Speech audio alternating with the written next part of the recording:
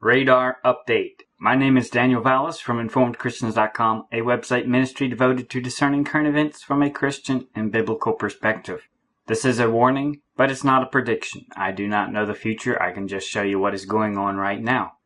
And we've been looking at a number of events, and we have an expectation of things coming together, especially around this turn of the Jewish year.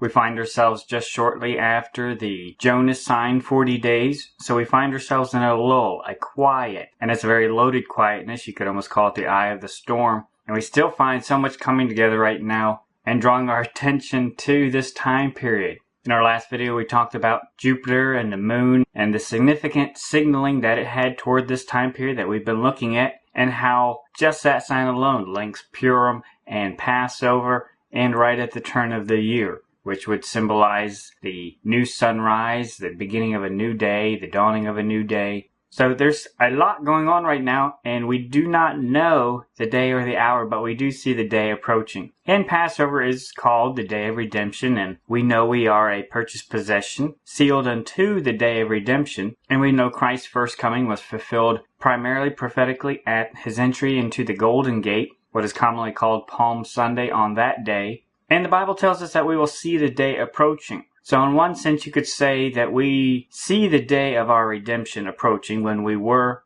paid for. And we can also see the types with the entry and prophetically his first coming through the gates. Also tied with the typology of crossing Jordan into the promised land. We see that just a few days away. So we see those approaching, and we could almost see that as an end time frame, the maximum time frame of the window that we've been looking at. And the Bible intimates that as we see the day approaching, infers that we won't quite reach that day, but we will see it coming. So we will be near to it, and sometime right before it is when he will come. And he leaves that broad and ambiguous because he wants us to be ready and anticipating him and shining bright.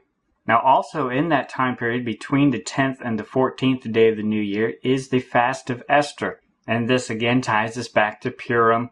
There is so much symbolism in these two bookends that I've been pointing to. And of course, with the celestial signs we talked about before with the Star of Bethlehem, we've been pointed to Purim, the first bookend, you could say. But then we see very similar echoes at the end. So we know this is a very strong window to be looking at. And we've been pointed more toward the first instance, in the middle instance, and as I always say, we should expect his return sooner rather than later. We will see the day approaching, but his coming will be before that.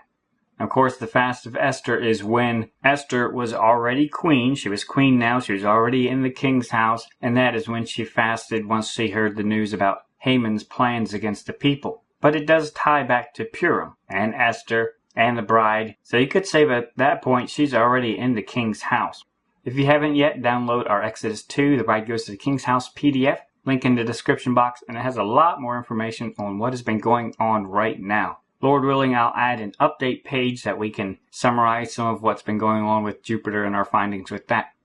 But also during the time of Passover, and we've talked about this before, that's also associated with Purim, lots, because lots were cast for Christ's vesture at Calvary.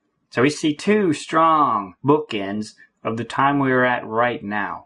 But then there's some other types that we need to just keep in the back of our mind. They're not prophetic signs in a sense, but they are types and shadows. And it's interesting that right now, different groups over in Israel are reporting that the fig trees are blooming and already starting to produce fruit. And here's a picture that one group had. I'll link in their description box. And of course on a fig tree, most people don't know this, the fruit is actually the flower. It's blooming right now in a sense, but you can't see it because the flower's in the fruit. These are budding and putting forth their leaves and fruit right now, which of course reminds us of Mark 13:28 through 29. Now learn a parable of the fig tree. When her branch is yet tender, and putteth forth leaves, ye know that summer is near. So ye, in like manner, when ye shall see all these things come to pass, know that it is nigh, even at the doors.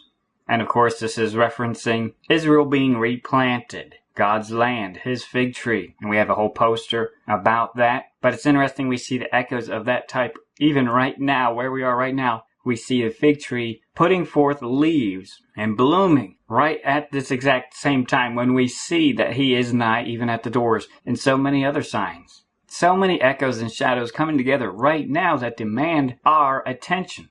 And then some of these groups are also reporting that barley is already in the ear. And again, another type with everything that we've been seeing going on right now. Yesterday we talked about Jupiter and the Revelation 12 sign, and this is astronomy. And a few people have questions about, is the Revelation 12 a midpoint sign? And yes, it is. On our website, we have a PDF you can download. It makes a great binder, a lot of information at the visual guide to understanding prophecy and the book of Revelation, the times. And even just when you read the book of Revelation, when you take down and write out the judgments throughout the book of Revelation and compare them, the first half before Revelation 12 is different than the last half. Sometimes you'll hear people say that the first half of Revelation is the same as the last half. No, they're not. The judgments are similar, but they are different in degree. And the Bible takes pains to let you know that this first instance of this earthquake only goes so far, but then later on, this other earthquake goes way farther. The judgments that happen in the last half are far different and much more extreme than the first half. Revelation 12 is the midpoint.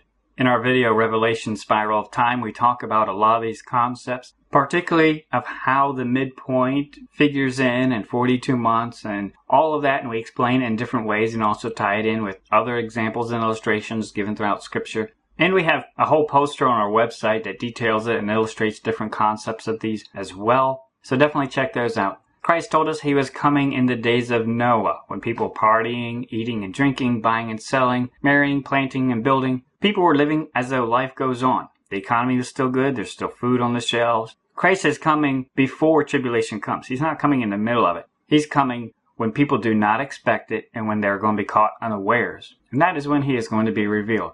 And Scripture tells us that the tribulation time is a time of purification. Many will be tried and purified. And this is why we must purify ourselves now. Those who take care of business now won't have to later. And these are the warnings. We have articles on our website about 5 lamps going out, about the parable of the 10 virgins, and also Christ's warning about the tribulation snare. Once it's triggered, it's a trap. Those who are trapped in the tribulation will be there until it's over. There's not going to be a rescue for them except for the 2 witnesses at the middle. So much coming together right now. Let us be sober. Let us be diligent. Let us be patient. We do not know the day or hour. Let us run with patience. Now is a good time to review the booklet of material, just to refresh our memory of everything that is coming together right now, especially as we see that he is nigh, even at the doors. Matthew 25:6-7. And at midnight there was a cry made, Behold, the bridegroom cometh, go ye out to meet him. Then all those virgins arose, and trimmed their lamps. Now, in this window of time is when we need to rise up. We need to make ourselves ready and purify our lives so we are ready and shining bright when he returns.